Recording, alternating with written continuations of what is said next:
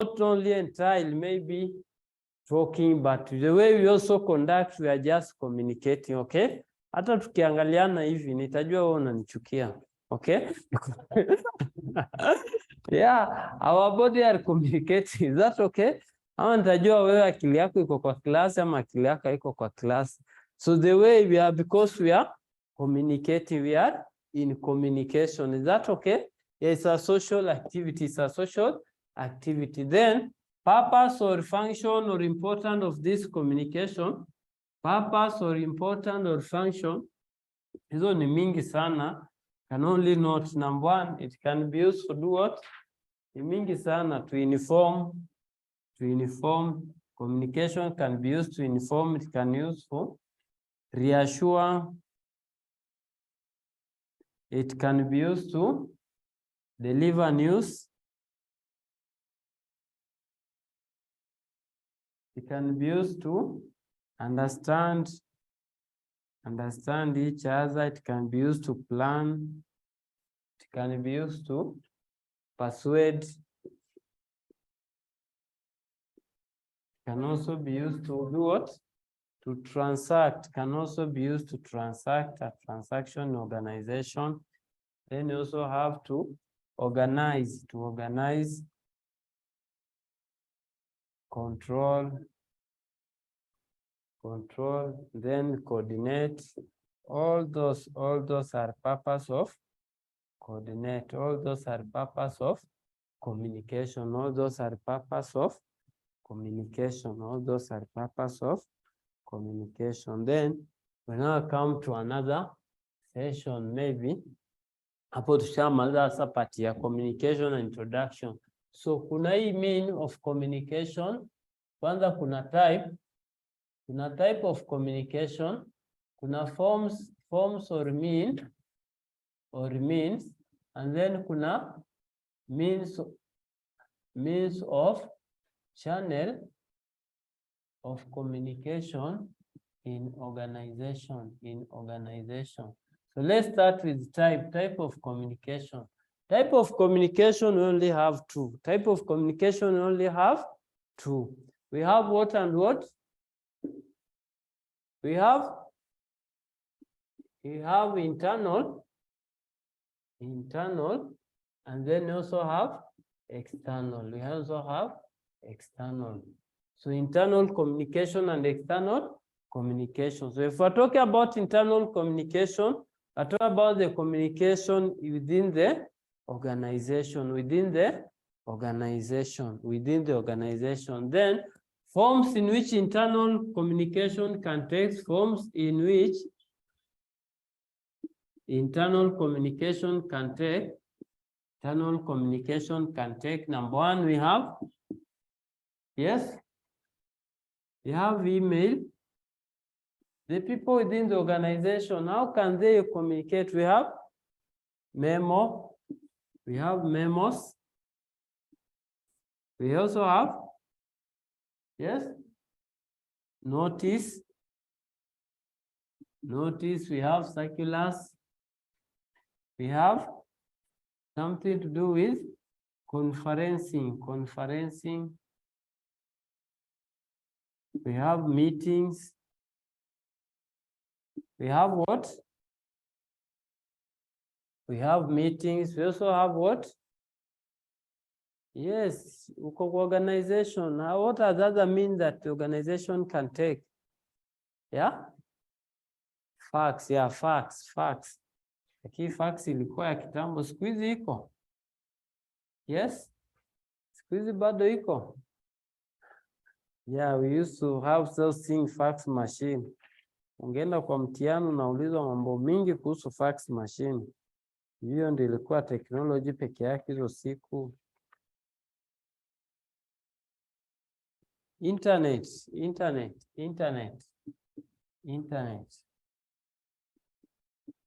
Also have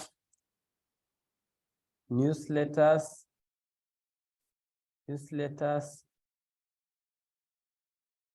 You have message board. All those are forms in which internal communication can take, okay? Yeah, if you are told to give the importance of internal communication to an organization, utasema nini? Yeah, importance. To inform, another one. To issue instruction, another one. Yeah, hizo tumepeana tu hapo kama purpose of communication and the one you can say. Is that okay? Yeah, to reassure. Internal communication, labda staff wako na wasiwasi wanaenda kufutwa kazi. It's only through communication that you can reassure them. Is that okay? Then external communication. This is the communication between the organization and the outsider, the people outside the organization. And the category of people we call outsider are, we have clients, another one, suppliers, we have also government. Okay, government, we also have what? General public, also a company. Okay, general public, they are not people of the company, but they are just outsider. Okay, yeah, and the company organization need to talk to them. That's the kind of the external communication we are talking about. So in which form can that external communication take? Forms of external communication.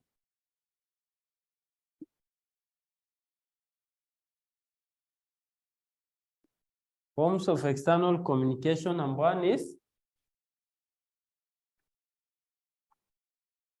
yeah, kuna advertisement,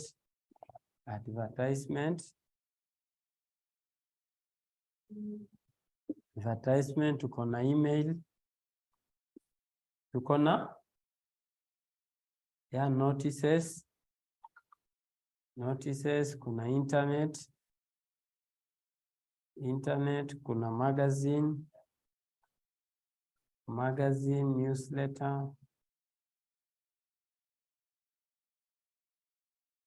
newsletter, tuko pia na press release, tuko pia na financial account record. Organization ikipublish hiyo ni yake, si inaongea. Financial account record. A minute, please.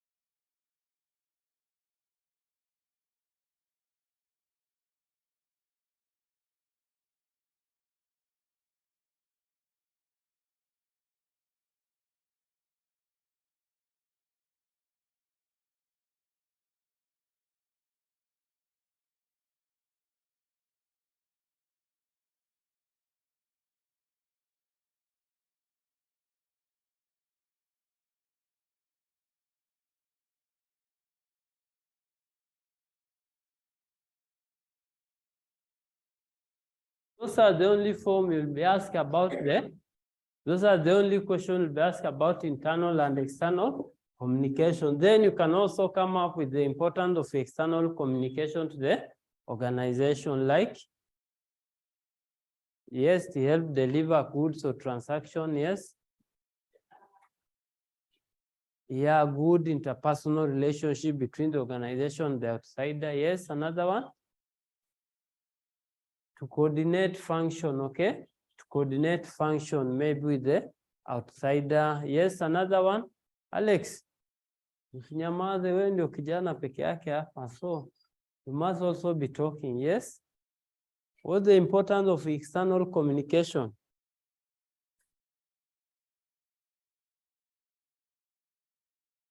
Yeah, to enhance transparency, whenever they issue financial account records, they enhance transparency, okay?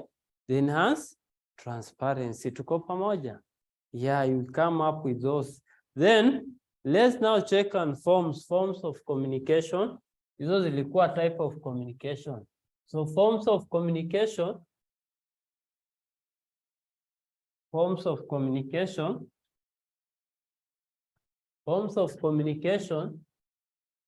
we have forms or mean of communication. Forms or mean of communication.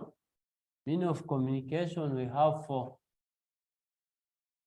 We have four means of communication. We have four. Number one, we are having what? Oral communication. Number two, we are having what? Visual communication. Sometimes they call it non-verbal. We also have number three, written communication.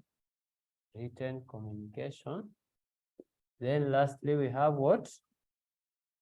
We have audiovisual, combination of both oral and visual, visual communication. So those are forms or mean of communication. So whenever we're talking about oral communication, it's that communication that occur through the exchange of spoken words. Okay, yeah, exchange of spoken word. So those things we have been looking at, tukiangalia kumekuwa na oral presentations. Tumefanya hiyo topic, tukafanya meeting, tukafanya interviews. Okay, hizo zote they fall under oral communication. Because the communication in such way, they are presented through spoken words. No any other form that you can present that, but expressed through spoken words. Okay, the presenter nasimama hapa mbele, then he speaks. So that's what we refer as oral communication. So what you require to know about oral communication, the advantages of oral communication. Like number one, easier form of communication. Another one, yeah, you understand each other. Then, yeah, it gives room for persuasion. Another one, tuambie pia wewe moja. Yes, uko na notes usomangi? Hauna soft copy uchukutumiwa? But you never requested. Ndakutumia. Yes, provide immediate feedback. Those are some of the advantage of oral communication. Then disadvantage of this oral communication. Yeah, to deaf and dumb. They cannot speak or they cannot hear whatever they say. Okay, another one, Alex, disadvantages of oral communication. It cannot be reproduced. Okay, it cannot be reproduced. Then another one is not suitable when parties. Yeah, it does not have evidence. Then it is not suitable when parties are far away. Is that okay? Yeah, oral communication is not suitable when parties are far away. Tuko pamoja? So then another question taulizwa about oral communication. Circumstance when now this oral communication is important. Like number one is where? When in meetings. Another one? Yeah, when you are negotiating something, you cannot negotiate something through maybe written communication. It might be hard. Okay. Another one? Yeah, when immediate feedback is needed. Okay. That oral communication is appropriate. And another one is in cases. Okay. In cases or in training session like this. Okay. Oral communication is more important than any other communication. Is that okay? Yeah, those are the appropriate when oral communication is required. Then visual communication or nonverbal visual communication is a communication occur through the sense of sight, through the sense of sight. Yeah, nikikuja hapa naanza kufanya hivi, nafanya hivi na siongei. You are just seeing whatever you are seeing, then you will only be understanding, okay, what I'm saying. Yeah, like if you go, those people who have trained the maybe to deal with, are they called deaf or what? Hawa tuwasikiangi. Deaf ama? Yes? Watu wasikii, kuna watu wasikii na kuna watu they are called deaf and dumb. Kuna watu wasikii na kuna watu waongei, okay? So if you go to such kind of session, okay, then you can only apply this visual communication, communication through the sign, the sense of sight, okay? What they see is how they understand, okay? Yeah, we have some, it's a good course by the way. Kama ungekuwa umenroll kufanya CPR ama NEC, ningekwambia uende ufanye hiyo. It is paying, it's a good course. Wanatu kufunza watu at least per month, na hiyo utakosa kazi. At least per month unaweza toka basic ya 50. Yeah? Basic ya 50 na niwe ni kufunza tu kama tu venye unakuja kufunza hapa. Unatoa na basic ya 50. Just talking to them. Once you have just, but NEC is offering this course, okay? NEC is offering that course. A teaching, but special, dealing with special cases, okay? Yeah, it is a good course. It's a good course. So dealing with those, so that's what we refer to visual communication. So advantage of this visual communication.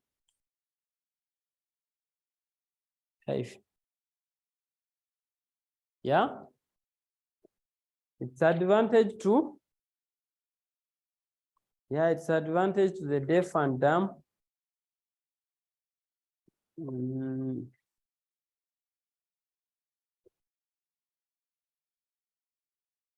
Useful to those with hearing problem. Useful to those with hearing problem. Yeah, wanaweza tuona wafanye. Then another one, it is easier to maintain the attention of the audience by capturing the attention using gestures. Another one, gives understanding for an illiterate audience. Yeah, illiterate audience, wale watu wajasoma, kuandikia kitu lakini kuja tu nawaambia hivi, mtu anajua huyu anamaanisha hivi. Is that okay? And then it creates interest among the audience. It creates interest among the audience. And then lastly, it helps to clarify and they reinforce the presentation, maybe with chat and everything. So those are the advantage of visual communication. Then if you are talking about advantage, it cannot serve with those with sight problem, vipofu. Wawezi tumia this kind of communication, okay?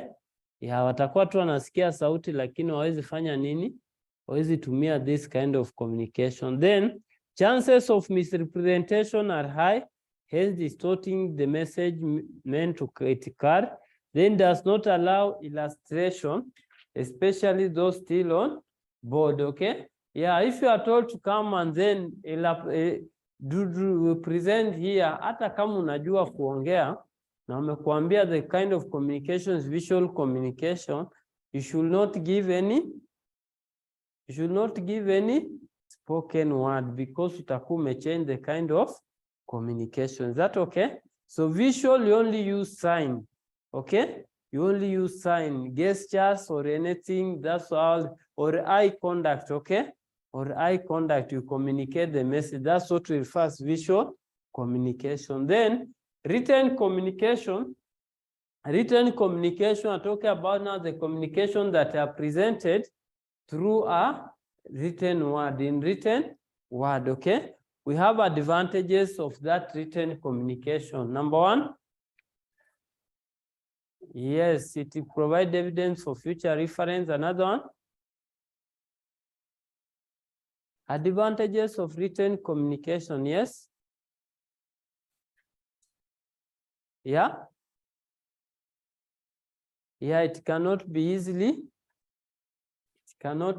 what? They tampered with, yeah, because it's written, it has that, cannot be easily tampered. Alex? Advantages? It is cheap for long distance. It is cheap for long distance. Unaandika tu hii kitabu, napeleka pale kwa posta wanapima. Lakini kama ingekuwa kuongea hiyo message yote, can spend maybe like thousands of money. Is that okay? If unaongea tu unasomea mtu hivi kitabu inaweza chukua siku yote. Na siku yote online umenia hapa ama uko kwa simu ama kwa computer, it is costly. Is that okay? Then another one? Yeah, it acts as an evidence, or reference, Another one?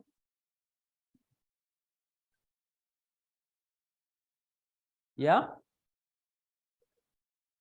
Maybe? Yeah, information in written communication, it must follow in chronological orders. Yeah, lazima ifuate order. Not like in spoken, unaweza ongea hii uongei, but whenever it is written information, it should be in chronological orders. And those are some of the rules we'll check when we come to written communication, okay? Yeah, we are coming to look. Hizi zote tunakuja kuangalia except hii. Lakini zote we are coming to look at topic per topic. So disadvantages of this written communication, number one is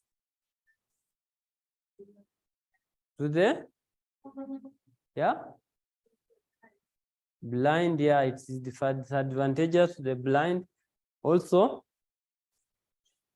yeah, it is time consuming. To prepare this is time consuming, okay? Another one, illiterate, talk of illiterate, okay? Talk of illiterate, then it's expensive in terms of material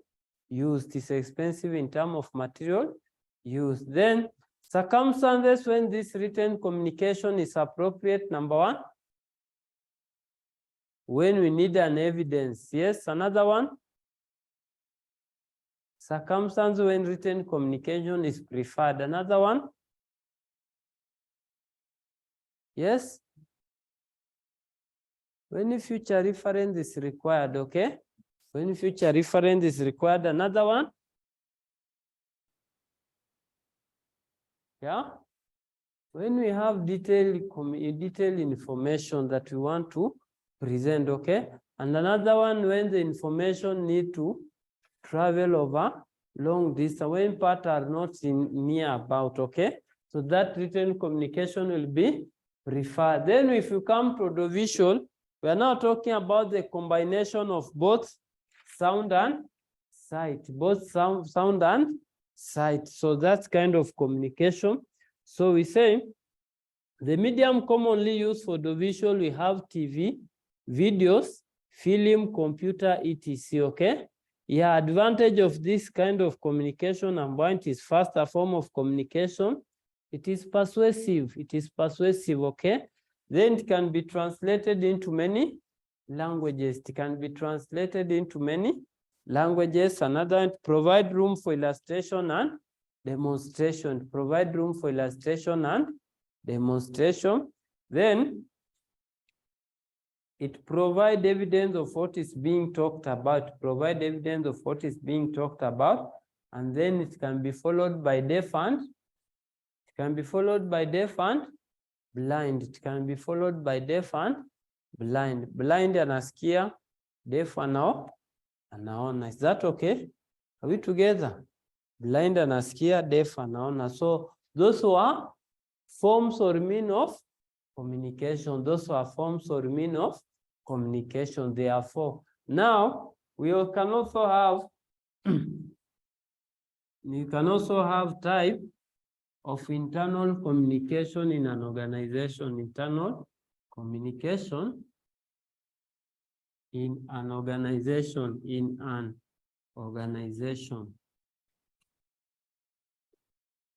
Then here also we have two. Number one, we have formal. Number two, we have informal. We have informal. So under formal, we have three types. Okay? Number one, we have upward communication. Then we also have downward communication. We also have horizontal or lateral. Lateral communication.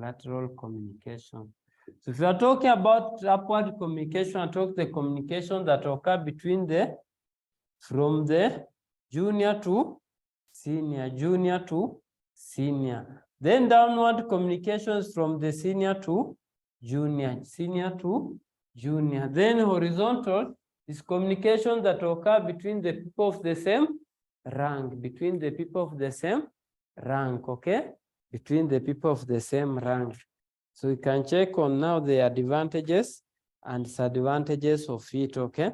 So function of which the downward communication can serve. Number one is specify the task to be performed, to provide instruction about how to perform a task, provide information about organization policies or practices.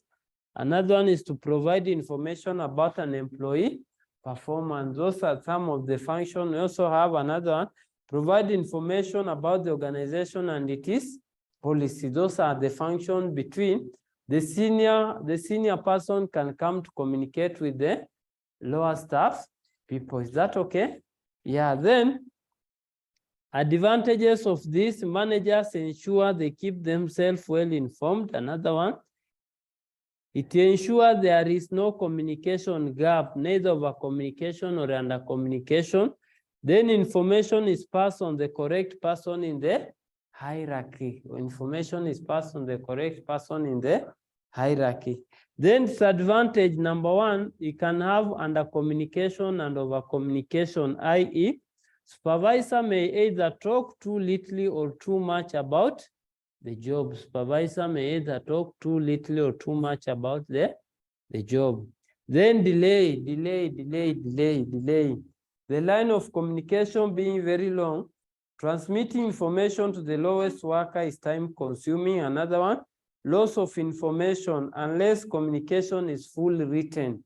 But if tu ni ya kuambiwa, wewe unaambiwa uambie huyu aambie yule huyu aambie hivi, information itakuwa distorted ama itakuwa imepoteza. Then we also have distortion of information.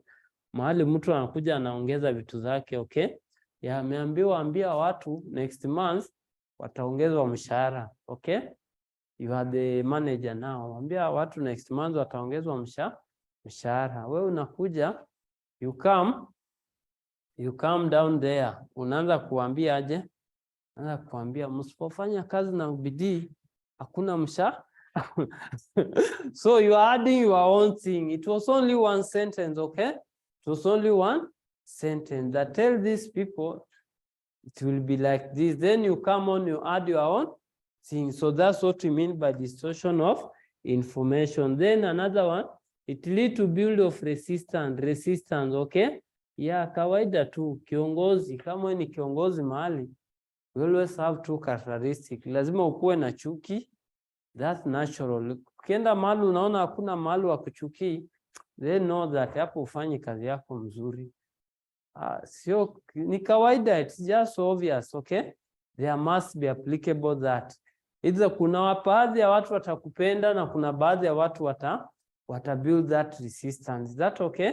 So ikiwa kiongozi, just know that hizo there are two characteristics, and whenever you meet such, you know that that's obvious, and you know that now that's when you are functioning very well, because you are fulfilling the natural characteristic. Tuko pamoja? Then that was downward communication. Now upward communication, the communication that occur between the junior staff to the senior staff. What do you think can be the purpose of such communication? Yes? Upward communication. Wewe unaweza ambia nini mkubwa wako? What they can make you to tell their senior? Yes. Upward. Si upward inaanzianga chini ikienda juu. Downward inatoka juu ikienda chini. So what do you think can be the purpose of that communication? Yeah, to give grievances. Yes, another one.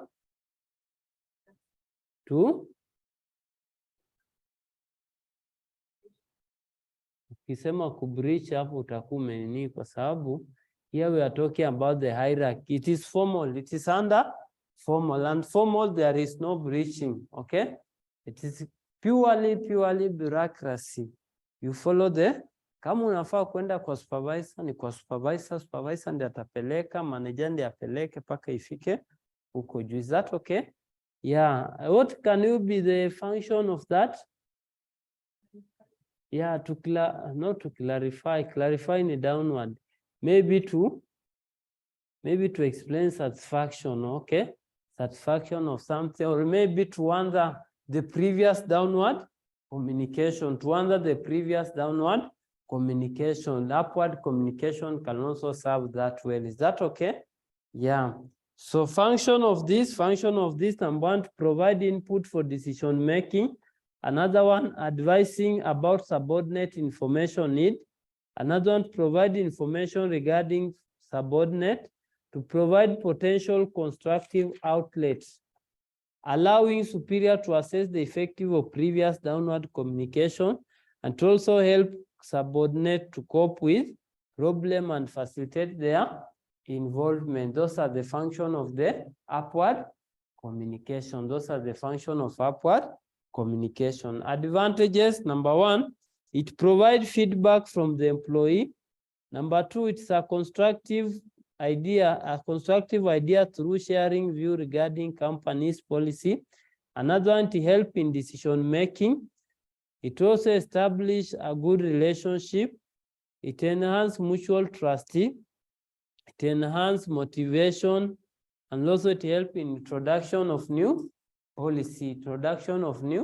policy. Yeah, wanaweza provide another need that can lead you to provide a new policy. Then disadvantage, number one, reluctance from employee for fear of victimization. Number two, non-cooperative attitude. Non-cooperative attitude to the executive damage the willingness of employee to initiate upward communication. Another one, chances of distortion, where information can be distorted deliberately. Yeah, information ile unajua inaendea mkubwa wako. Kama supervisor anashinda amekusumbua, wewe ufanye kazi mzuri, nitakufuta kazi. Then now it come at a time you have to give him information. Do you think itakuwa rahisi? Haitakuwa rahisi. So that's also another disadvantage. Then another one is delay of information. Then lastly, we have what we refer as horizontal communication, horizontal lateral communication. Now the people of the same rank. Kama ni department manager, we ni department. By the organization inaweza kuwa na which kind of department? Number one, communication department. Another one, yes, health. Another one, human resource. Inaweza kuwa na, yes, administration. Niambie tu administration, sitakataa. Okay, Alex, ICT. Another department ya maana sana ndi imebaki. Okay, sio management, administration ya maana sana ndi imebaki. Yes, yeah. Wewe utaenda kufanya kazi wapi ukiandikwa? Utaenda kufanya kazi in which department? Finance department. Okay, finance department. So those are the kind of department we can have in organization. So if we're talking about horizontal communication, now the manager or the head of those departments, they meet to talk. Okay, ama the lower workers of finance department, upate kuna lower workers of communication department or lower workers of the administration department, wanakutana they go to discuss. They go to discuss. So those kind of communication is what we are calling horizontal communication. So what do you think can be the function of that horizontal communication? Yeah, exchange of ideas. Facilitate the exchange of idea. Another one? Yeah, common understanding. Another one? Motivation, okay? To enhance motivation. Another one? Coordination. Tumia tu mawatu rahisi, okay? Tumia tu hizo watu rahisi. Yeah? Yeah, formal ukisema kubridge the gap hapo utakuwa unanikwa formal, because formal it is purely bureaucratic, inafuata sheria hapa na hapa. Is that okay? That's the definition of formal. It follows the entire rule, or it has some set procedures that you are now following so that you initiate such communication, okay? Ya uwezi kimbia ukuje kwangu, maybe I'm the principal, nitakwambia enda kwa huyo mwalimu wa hiyo unit ufanye nini, umwambie. Na ukuja kwa mwalimu atakwambia hapana, enda uripoti kwanza kwa class representative akuja aniambie. Is that okay? So utakuwa tu unaambiwa enda kwa mtu fulani, ama enda uanzie mahali fulani, ndio utaelekezwa ukitoka hapo utaenda wapi. So that's the kind of formal communication we are talking about. Yeah, ni kwa serikali. Kwa serikali saa hii kama raia, ukitaka kitu utaanza kuulizwa uko na kitu fulani. Umeenda mahali kwa ofisi labda ya minister usaidiwe, unaenda hapo uko na kitu fulani, enda uanzie huko kwa police station ukuje hapa. Okay? So they want you to follow that hierarchy. Okay? So those are some of the functions that horizontal communication can serve. What about now disadvantage of that horizontal communication in an organization? Number one, it lack control. Watu wamekutana, mtu anaanza, wewe utaniambia nini? Kwa unanishindia nini? It lack control at all, because hakuna mtu mkubwa, tuko tu watu hapa wote wa the same rank. Is that okay? It lack control. Number two, conflict. Yeah, there is conflict in such kind of meeting. Yeah, kama wewe ni wa department ya finance, department ya administration, department ya ICT, utakuwa kila mahali ni blames tu. Yeah, you are the one who caused this, you are the one who caused this, you are the one who does this, okay? Yeah, that's what we refer as. Then time consuming. Before you come up to a common understanding, it will be time consuming. And then lastly, it lack discipline. So those are the disadvantage of this horizontal lateral communication and organization. So if we are talking about informal communication, there is no procedure that we decide or to be followed whenever you are initiating communication. You can talk to anyone, and then sometimes they call it grapevine. Communication, when in a spread, okay? Yeah, characteristic of this informal communication, they are generally face-to-face. Number two, they are less constrained by the organization and political constraint. They move message rapidly. They tend to be as a result of a situation rather than the people. They tend to be as a result of the situation rather than the people. Yeah, unaenda kwa kampuni, nasikia tu mtu umesikia kenye imefanyika, kwani uko nyuma aje? Okay, they tend to be as a result of a situation, sio mtu.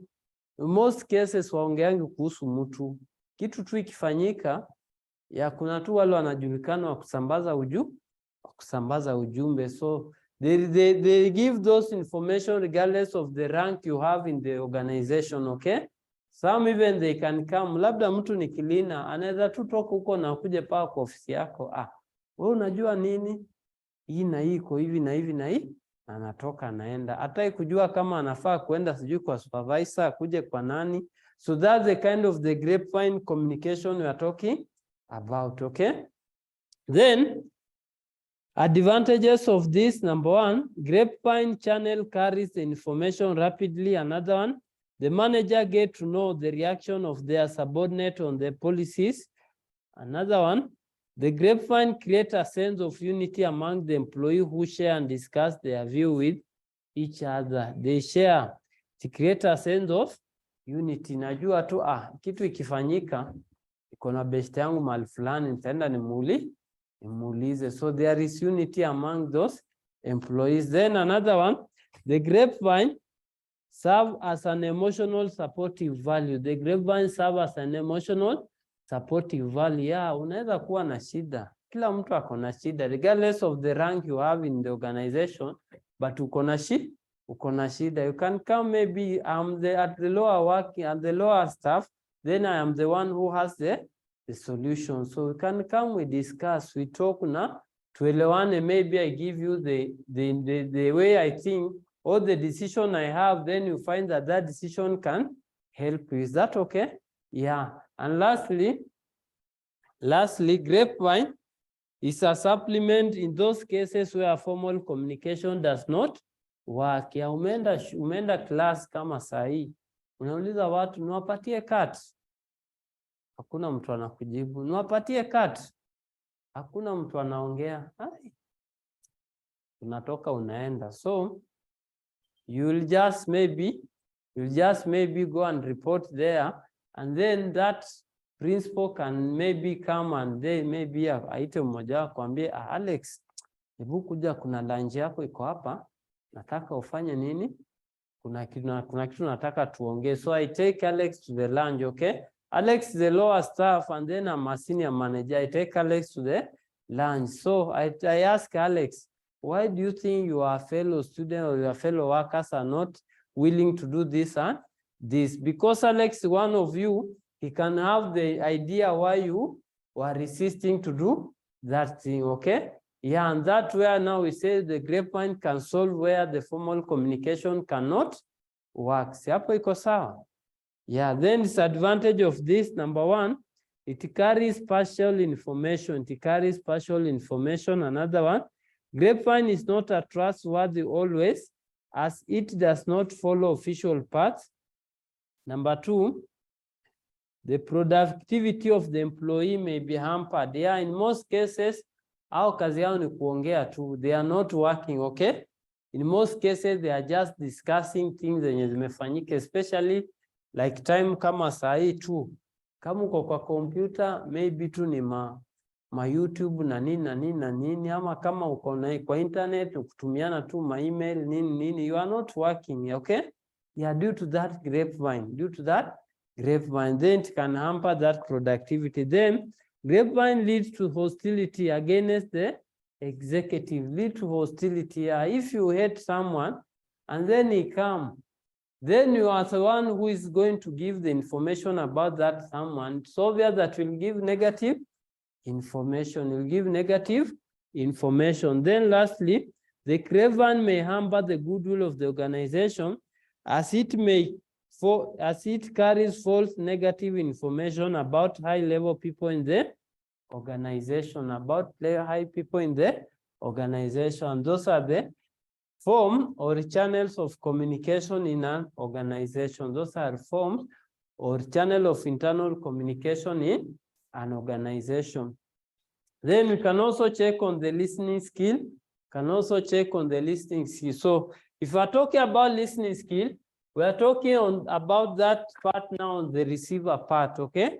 The recipient. What is listening? Ukilizwa what is listening is?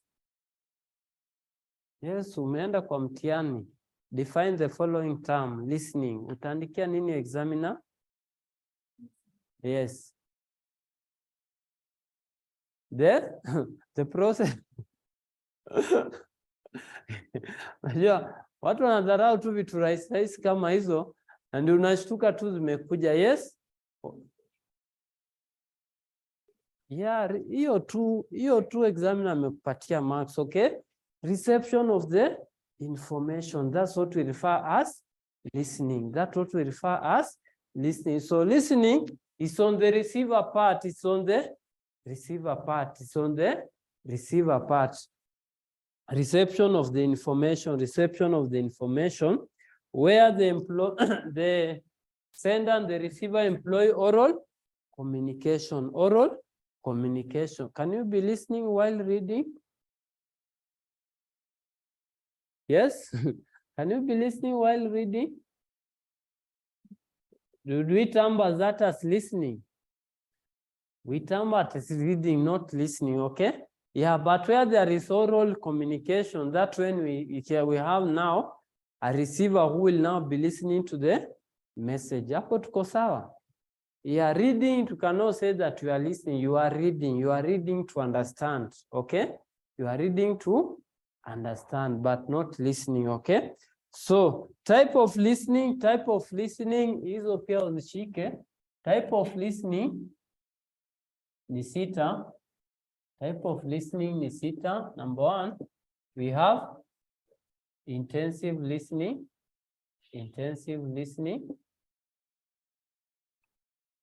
Number two, we have casual listening. Number three, we have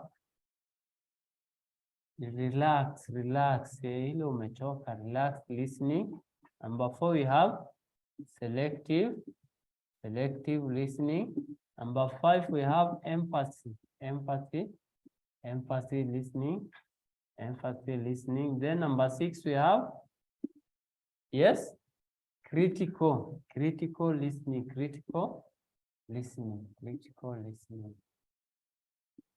So swali inakuja, what are now the difference between this type of listening? Because we just know listening is one, okay? So so intensive listening is where now the receiver pay attention and give all effort to the incoming message, okay? To get the incoming message, even take down notes, okay? Even take down notes when he's listening, okay? That's what we refer to intensive listening. And where appropriate, where this intensive listening can be applied, it's in training session. Another one is in meeting, in interviews, okay? All those areas where this intensive listening can be applied, whereby you pay attention to the incoming message to hear it clearly, okay? And to get it. Then casual listening, you are only interested with only part of the message. You are not interested with any other thing, but only part of the message. Kama ni muziki naimba, maybe unataka tu hiyo sound iliyekuwa, you are not interested with the message, okay? Kama ni class, you are just interested with the way the teacher is talking, but not understanding what the teacher is talking about. That's what we refer as casual listening. Hapo tuko sawa? Yeah, you're only interested with the part of the message, but not the entire message. And here also, you don't pay attention, neither do you strive effort to get the message. Is that okay? Then, if you come to relax, hauna haja na message, hauna haja na nini, lakini unataka tu ikusaidie, labda ikusaidie, imbe tu in your presence, ama ikae tu, mtu aongee tu, lakini you are just relaxed. You don't have ile tu umechoka, unataka tu hiyo ikue tu. Is that okay? So the relax is where now you are not interested with the message, neither are you paying the attention to the message, neither are you interested with anything, but just you want it to be there. You are just there. You are just uko tu. So that's the kind of relaxed listening we are talking about. If it is selective, you are now checking on what matters to you, what is relevant to you. You are selecting what is relevant to you. Kama side tuseme, we will talk about the courses, okay?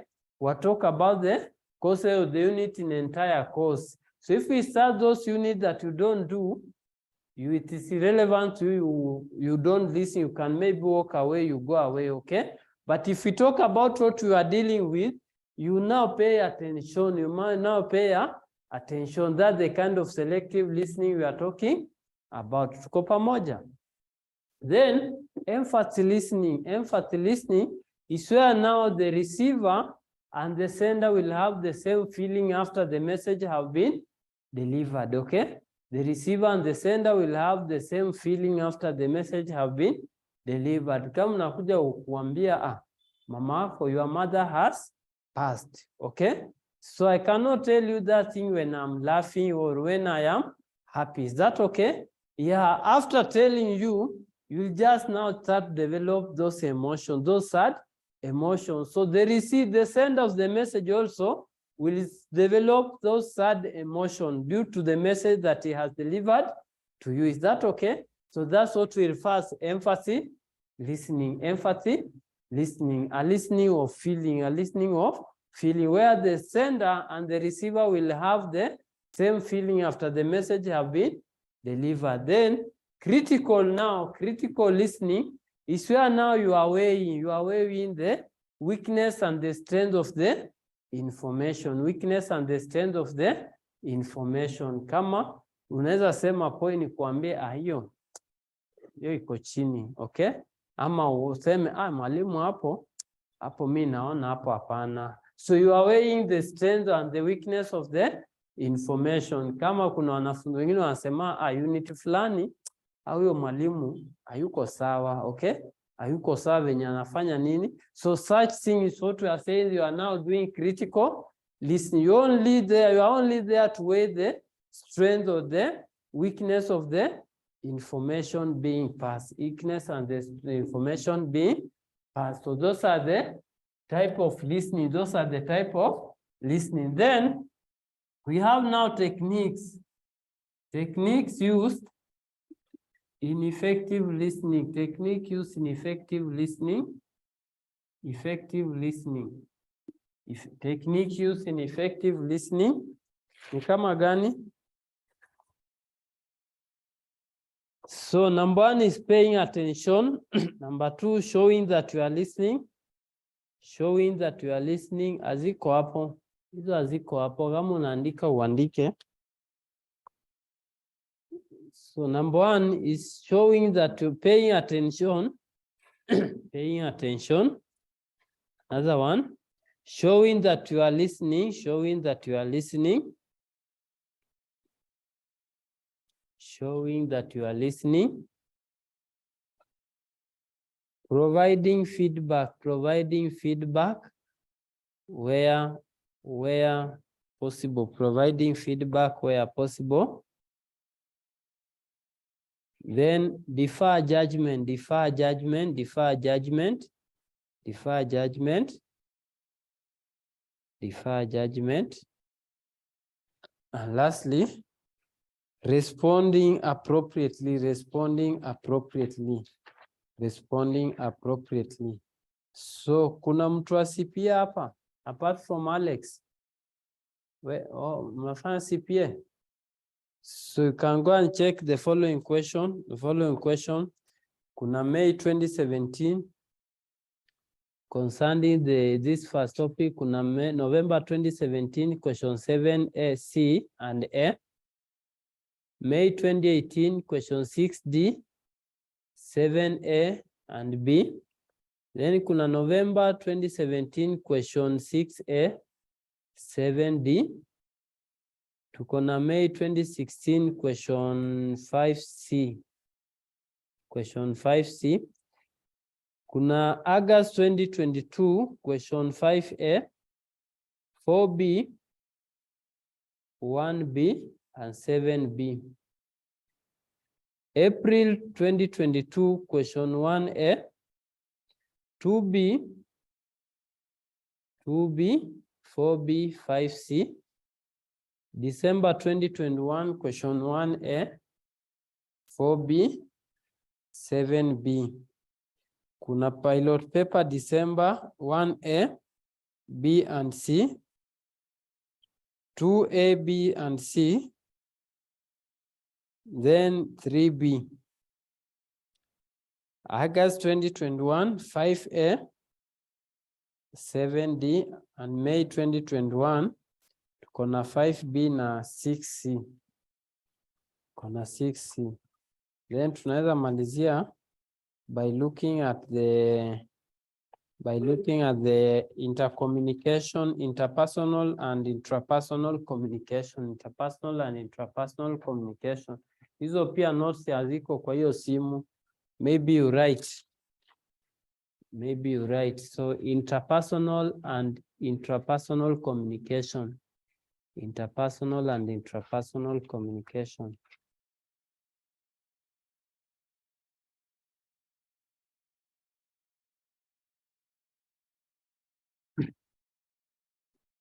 They say intrapersonal communication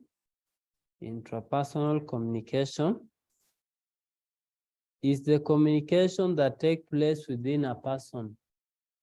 Intrapersonal communication is the communication that takes place within a person.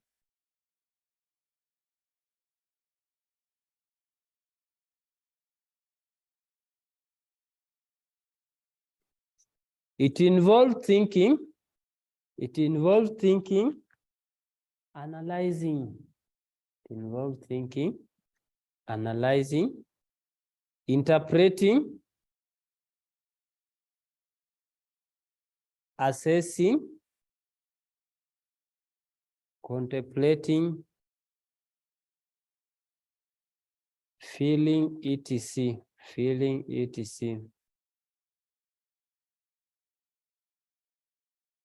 So level of intrapersonal communication, levels of intrapersonal communication, levels of intrapersonal communication.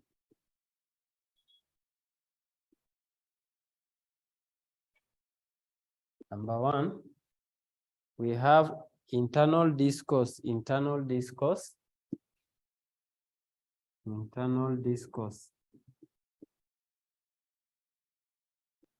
Number two, we have solo vocal communication, solo vocal communication. Then number three, we have solo written communication, solo written communication. Solo written communication. So if we're talking about internal discourse, ni pale tu umekaa tu wewe unafikiria tu, you are just thinking on what to do, okay? It's just like unakuja hapa class, you don't talk to anyone, tunakuona tu unatoa kitabu, unasoma, unafungua peji ya kwanza, unafunga, unaamuka, unasimama, tena unaketi chini. So that's the internal discourse we are talking about, as if there is something that is directing you to do those things, okay? Then solo vocal communication, unapata tu mtu amekaa peke yake, hana simu, hana nini, lakini anaanza tu kucheka, anacheka, tena anaongea, unasikia, ai, mimi ama si mimi, tena anakaa kidogo tu, tena unasikia hapana, hapana, hapana, hapana, hapana. So that's solo vocal communication. You are just communicating to yourself. And solo written, now where now you are writing something. Hakuna kitu na, lakini you are writing something to make you happy. Is that okay? Something that maybe make you happy, or you are writing something that is making you sad. You are writing, you can be writing while crying, okay? Can writing something while crying. You are just alone. So that's the kind of the level of interpersonal communication. Then you can also write there aspect of intrapersonal communication. Aspect of intrapersonal communication. Now, what now make this person maybe to do those things? Number one is self-concept. Self-concept, i.e. beliefs, value, and attitude. Self-concept, beliefs, value, and attitude.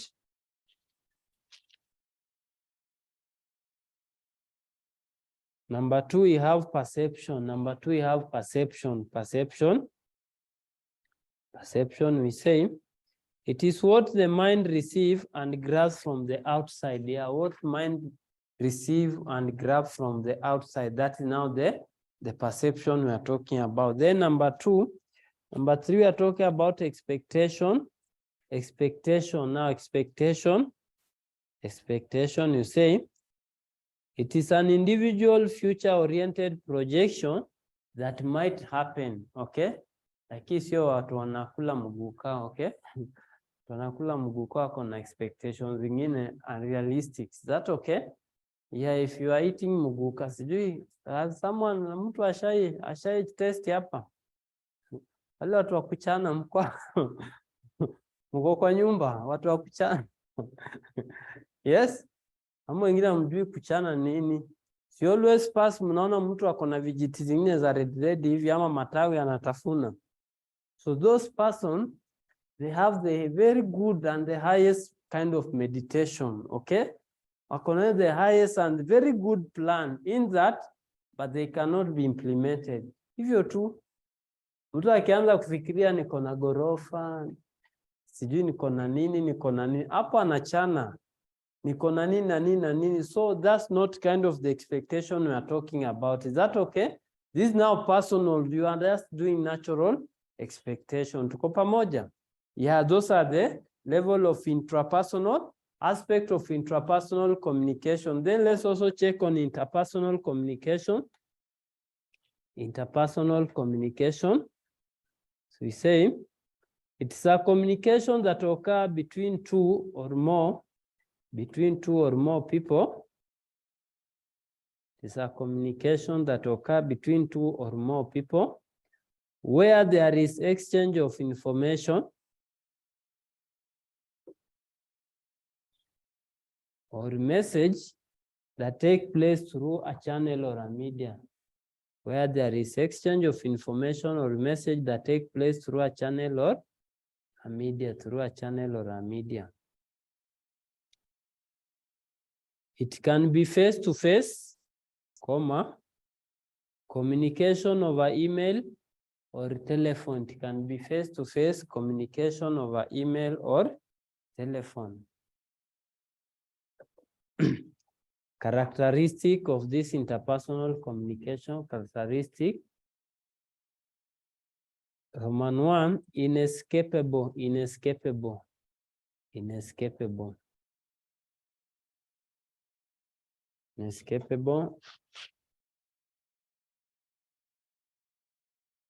So hiyo ni kunaja ni explain ama ni state two? Yes, I just state them, okay? Or I explain. Inescapable, when you try not to say anything to anyone, our moods, when you try not to say anything to anyone, our moods, attitude, or nature will explain itself, to other people through nonverbal signal. When you try not to say anything to anyone, our moods, attitude, or nature, will explain, itself to other people through nonverbal signal. Number 2, Roman 2, irreversible or unrepeatable. You say, once something is said, it cannot be taken back. Once something is said, it cannot be taken back.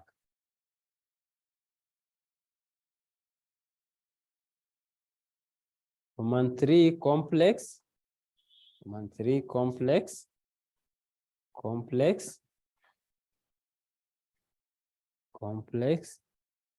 And then it is complex process. Word used may not have the same meaning. It is a complex process. Word used may not have the same meaning.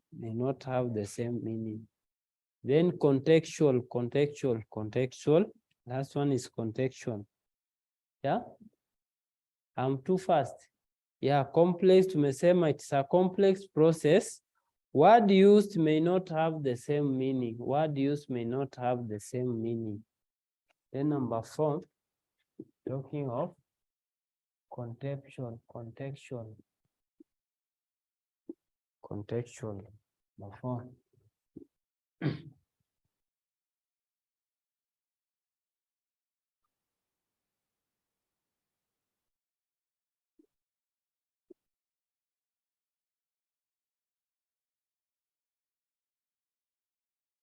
So contextual, you say, context Context play a significant role in the communication process. Context play a significant role in communication process. Are there physiological? Context plays a significant role in communication. Are there physiological, environmental, situation, and rational context? As there is physiological, we are saying context play a significant role in the communication process. As there is physiological, environmental, situation, and rational context. So level of this interpersonal communication. Interpersonal, number one. Number one, we have acquaintance stage.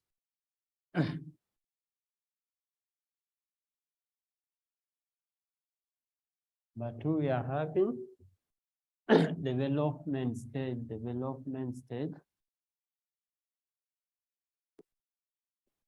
Number three, we are having maturity stage. Number four, we are having declining stage.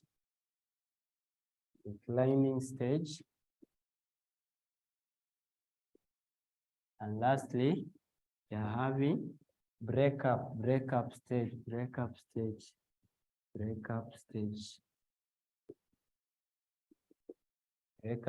So when we are talking about the acquaintance stage here, nini wafanyikazi wawili kwa organization, okay?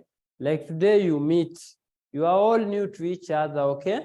You are all new to each other. So you look for ways of which you will start talking to each other. You cannot just come and start talking to anyone anyhow because akujui umujui. So you look for way, hiyo njia ya kuanza kuzoeana na mtu kufanya nini. That's what we are calling acquaintance stage, okay? Yeah, then after acquaintance stage, ukishajuana, wewe unaitwa nani, huyu anaitwa nani. So we start now developing a relationship. Since you are doing one thing in common, okay? Yeah, if you are working for the same organization, we now start develop that relationship, okay? Kama tunakuja class moja, unaweza kuuliza notes, unaweza niuliza swali, unaweza niuliza chenye mwalimu amesema, okay? Then it goes at a time when now we have developed a relationship, now it come to maturity stage. Inajulikana fulani ni rafiki ya fulani. Kama fulani hayuko, uliza fulani ndiye atakwambia. That relationship is not the maturity stage. Is that okay? Kwa hiyo muda kidogo, we have developed that relationship. We have now entered into a maturity stage whereby someone can be able to confirm, even if he's not there, but the other person can be able to know where he is. Ama ukienda kwa watakuambia, unauliza Masi enda kwa kina fulani, huko ndiye anaweza kuwa tu sahihi. Na ukienda huko kweli utapata Masi. So that's the maturity stage. You know someone in and out, where he is and where he can be, okay?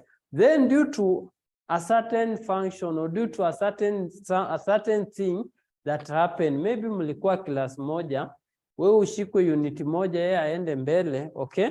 The relationship will now start to decline. Haitakuwa ile mlikuwa umezoeana sana, ile paka mlikuwa mnaweza exchange vitabu, okay?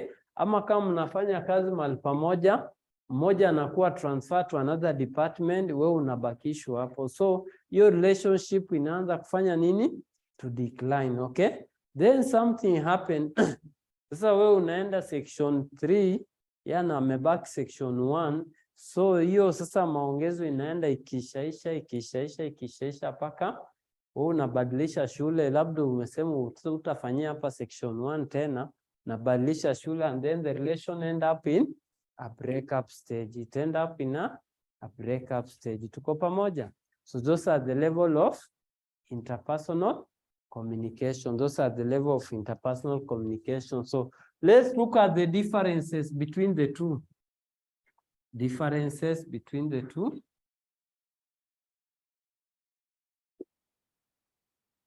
Between on one side, right hapa andika intrapersonal intrapersonal, and the other side andika interpersonal.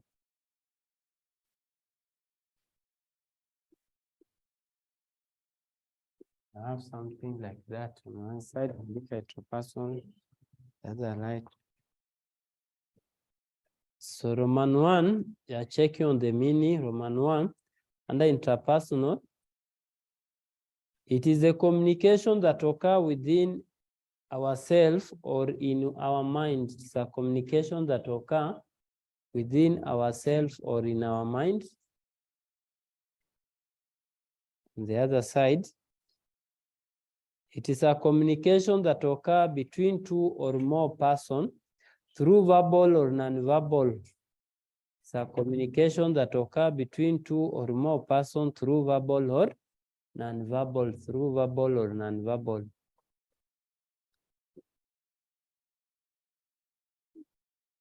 Then another one.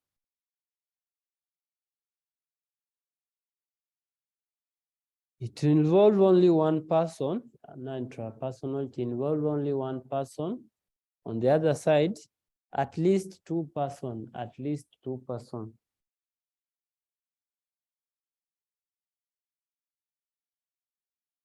Number 3, it's continual occurring due to human nature. It's a continual occurring due to human nature. To continue occurring due to human nature. The other side, it occurs regularly due to social needs. It occurs regularly due to social needs.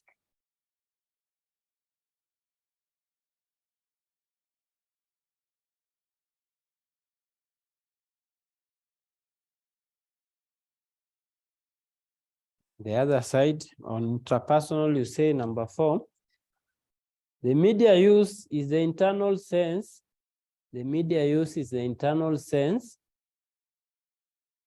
The internal sense. On the other side, it is supported by verbal and nonverbal media. It is supported by verbal and nonverbal media. It is supported by verbal and nonverbal media. Then the last one, it is concerned with the thinking, analyzing, interpreting, etc. It is concerned with thinking, analyzing, interpreting, etc. The other side, it is concerned with sharing of ideas. It is concerned with sharing and exchanging of ideas or information. It is concerned with sharing and exchanging of ideas or information. So we can end there for today. So wewe ndio umekuja leo na wewe communication skill ushafanya topic ngapi? Yeah, personally 4. 4. Then sasa gani hujafanya? Hii introduction, hizi zingine zote ushafanya.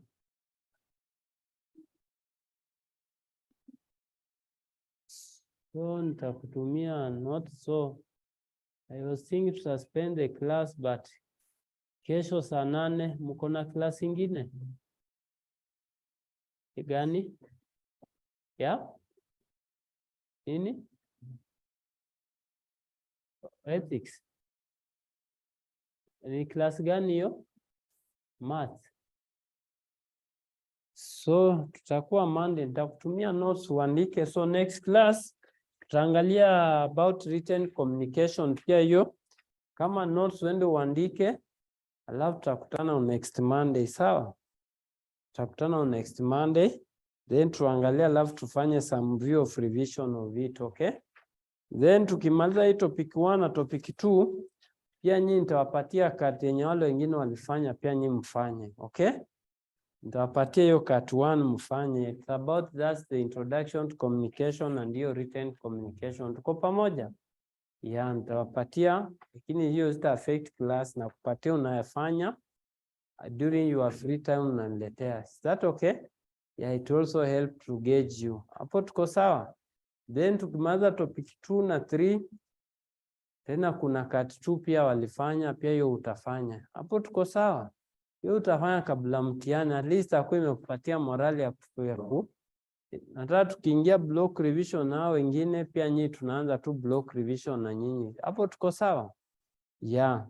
So that hakuna gap yote tuna create hapo mtu aseme ati hapana, sikukuwa ama sikusoma. Nataka tu kila mtu aende akiwa on the same level. Swali? Any question? Alafu watu wanafanya CPA tafadhali. Kama unaweza pata hii revision kit ya communication skill, itakuwa sawa sana. Kama unaweza pata hii revision kit ya communication skill, kwa saa hii itakusaidia. Watu waneka bado tuko nao, labda wengine wanaenda kufanya mtihani March au tunaweza soma mpaka next nini, lakini watu wa CPA